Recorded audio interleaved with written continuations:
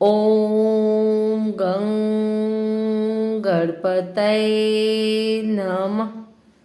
आइए सुनते हैं विनायक चतुर्थी व्रत कथा एवं पूजन विधि। विनायक चतुर्थी पर भगवान गणेश की पूजन करने से पहले इन सामग्रियों को एकत्रित कर लें। विनायक चतुर्थी व्रत से प्रभु की कृपा और मनोवांछित फल की प्राप्ति होती है। लकड़ी की चौकी, लाल कपड़ा, गणेश प्रतिमा, कलश, पंचामृत, रोली, अक्षत, कलावा, जनेऊ, गंगाजल, इलायची और लौंग, चांदी का वर्क, नारियल और सुपारी, पंचमेवा, घी, मोदक और कपूर। आइए सुनते हैं विनायक चतुर्थी व्रत पूजन विधि। इस दिन ब्रह्म मुहूर्त में उठकर नित्य कर्म से निवृत्त हो स्नान करें। इसके बाद गणेश जी का मन ही मन ध्यान करें।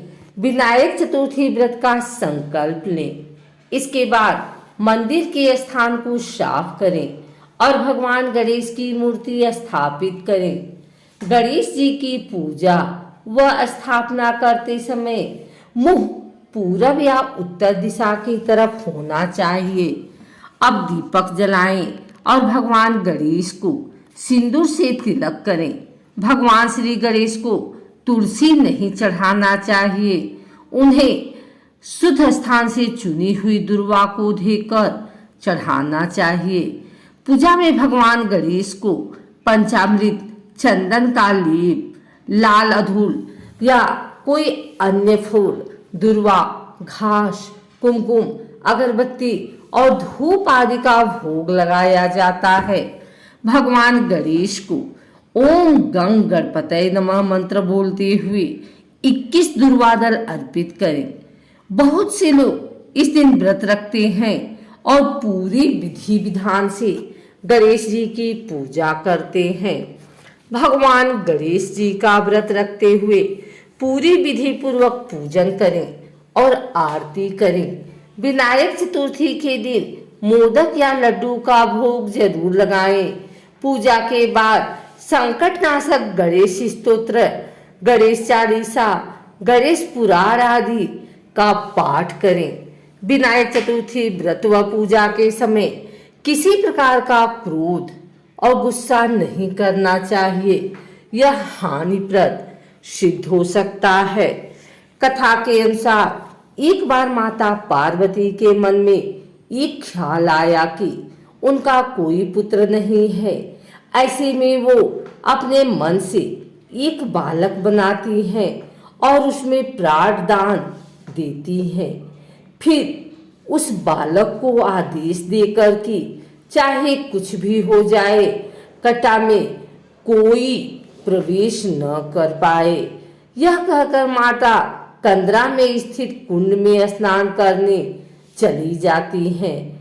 वह बालक अपनी मां के आदेश का पूरा पालन करता है और कंदरा के द्वार पर पहरा देने लगता है। कुछ समय बीत जाने के बाद मां पार्वती से मिलने भगवान शिव वहां पहुंच जाते हैं। जैसे ही शिव कंदरा के अंदर जाने लगते हैं तो बालक उनको रोक देते हैं। शिव बालक को समझाने का प्रयास करते हैं मगर वह उनकी बात नहीं मानता। इस प्रकार भगवान क्रोधित हो गए और त्रिशूल से बालक का शीश धड़ से अलग कर देते हैं। जब मां पार्वती को इस बात का पता चला तो वह बहुत क्रोधित हुई। उन्होंने देखा कि उनका पुत्र धरती पर प्राण विहीन पड़ा है। उसका शीश उसके धड़ से अलग कटा हुआ है। मां पार्वती का क्रोध देख सभी देवी देवता भयभीत हो गए। शिव अपने सभी गणों को आदेश देते हैं कि एक ऐसे बालक का सिर लाकर आओ जिसकी माता की पीठ उसकी बालक की ओर हो। शिवगण ऐसे बालक की तलाश में निकल पड़े और एक हथनी के बालक का शीश लेकर आते हैं। शिवगज के शीश को बालक के धड़ से जोड़कर उसे जीवित कर देते हैं। यह देख माँ पार्वती कहती हैं कि यह शीश तो गज का है, हर कोई मेरे पुत्र का उपहास करेगा। तब शिव बालक को वरदान देते कि गणपति प्रथम पूज्य होंगे, बिना इनके कोई भी मांगलिक कार्य पूर्ण नहीं होगा। धार्मिक मान्यता के अनुसार विनायक चतुर्थी का विशेष महत्व है। भगवान गणेश को ज्ञान, बुद्धि, समृद्धि और सौभाग्य के देवता के रूप में पूजा जाता है और किसी भी शुभ काम की शुरुआत प्रथम पूज्य विघ्नहर्ता गणेश जी की पूजन से ही होती है। चतुर्थी तिथि भगवान गणेश को अत्यंत प्रिय है। इस दिन भगवान गणेश सभी भक्तों की मनोकामना पूर्ण करते हैं और उन्हें ज्ञान और धैर्य का आशीर्वाद देते हैं।